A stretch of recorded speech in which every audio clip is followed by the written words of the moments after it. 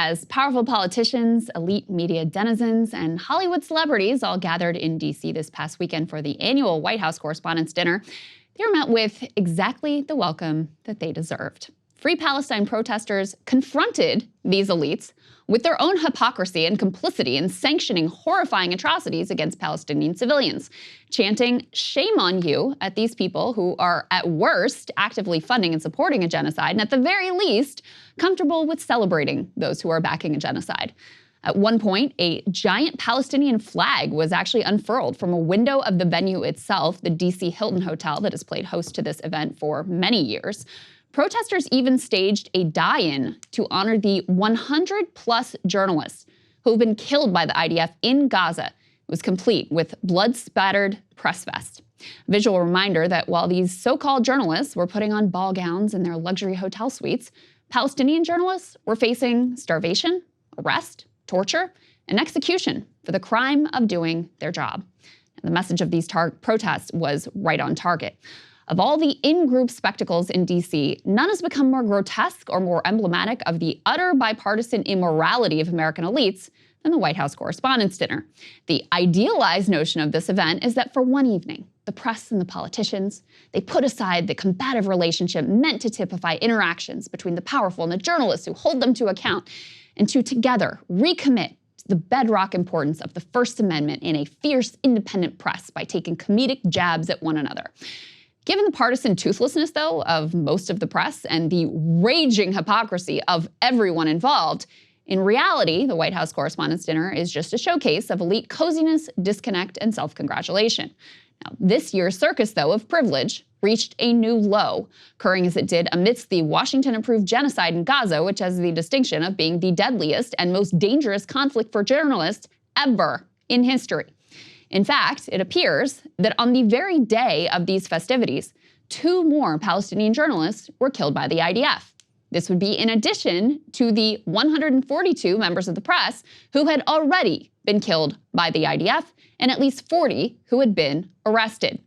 Meanwhile, our great ally, the supposed only democracy in the Middle East, is promising to shut down media outlets like Al Jazeera for their coverage of Gaza, and largely blocks the Western press from even covering this conflict from the ground at all. And of course, as these politicians were patting themselves on the back for their brave commitment to the First Amendment, they were busy cheering on an authoritarian crackdown on college students. Hundreds more students and some faculty were arrested over the weekend. At one event, officers assaulted 73-year-old Green Party candidate Jill Stein with a bicycle for the crime of protesting against U.S. government support for a foreign government's atrocity-filled war.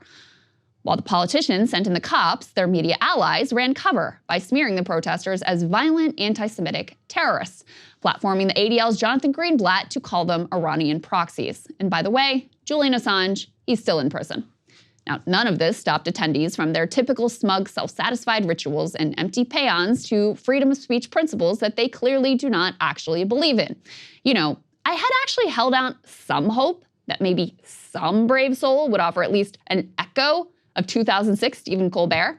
His set at that White House Correspondence Dinner during the height of the Iraq War and to George W. Bush's face, it was actually genuinely courageous. The comedian in the room exposing the war-hungry journalist and the neocon-in-chief himself. I should have known better, though. Not that I thought Colin Jost had that in him, but I thought maybe someone would say something uncomfortable for the bipartisan elites in the hotel ballroom. Not even close. Instead, the pageantry seemed almost an intentional middle finger to the protesters in the streets who were demanding these pro-war elites feel at least a little bit of shame.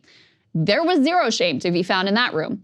Here is Colin Jost, closing out the night, slobbering all over Joe Biden for his supposed decency, and the decency, by extension, of the entire establishment press corps. If you can stomach it, take a listen. My grandpa voted for decency, and decency is why we're all here tonight. Decency is how we're able to be here tonight.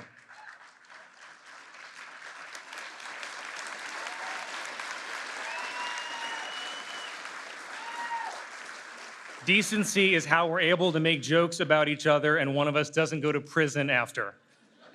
We go to the Newsmax after party.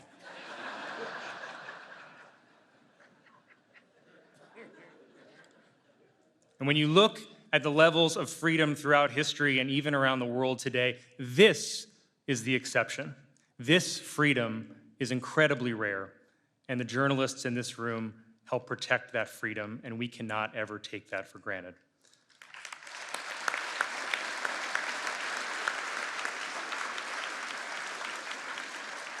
So, Mr. President, I thank you for your decency on behalf of my grandfather, and I thank all of you, almost all of you, for your decency as well. I am very honored and grateful that you invited me here tonight. Thank you and good night. Your decency. It literally nauseates me to hear these words at this point, but they are actually just too perfect. Joe Biden has helped to murder tens of thousands of kids in the Gaza Strip. Hundreds of thousands more are starving as we speak. 1 million have been displaced. How many orphaned? How many will spend their lives disabled by amputations and severe trauma? And you have the gall to call this man decent? Why? Because he'll pat Mitch McConnell and Mike Johnson on the back as they fund their genocide together? It is so twisted, proving once again the reigning ideology in Washington is decorum, delusion, and sociopathy. While Palestinian journalists were being killed, they took time out of the evening to honor one of the chief White House stenographers of this war, Israeli journalist Barak Ravid, writes for Axios, he's a contributor to CNN. The former IDF soldier turned journalist has been the foremost recipient of White House leaks about how upset Biden is with Netanyahu. He's upset. He's really upset. He's really, really upset. Failed attempt to gaslight Americans into thinking Biden gives a shit about Palestinian slaughter while not moving American policy a single iota. Of Ravid, the White House Correspondence Association wrote, quote, Barak Ravid's reporting displayed deep, almost intimate levels of sourcing in the US and abroad. Intimate levels of sourcing, indeed.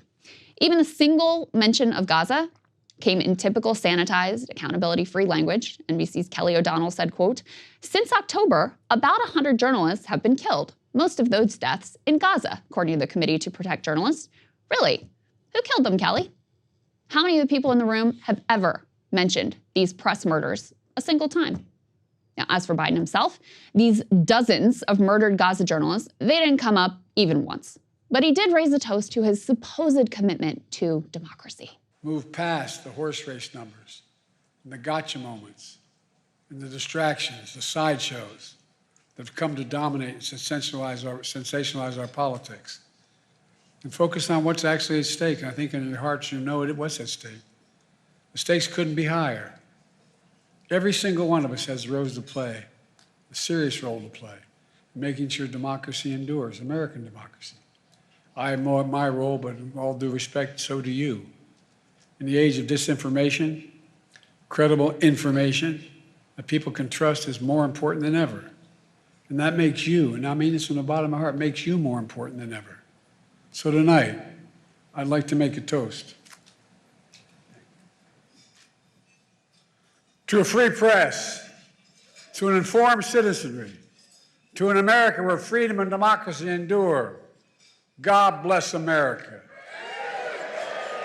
You know, Joe, kind of hard to find you credible on this whole democracy thing.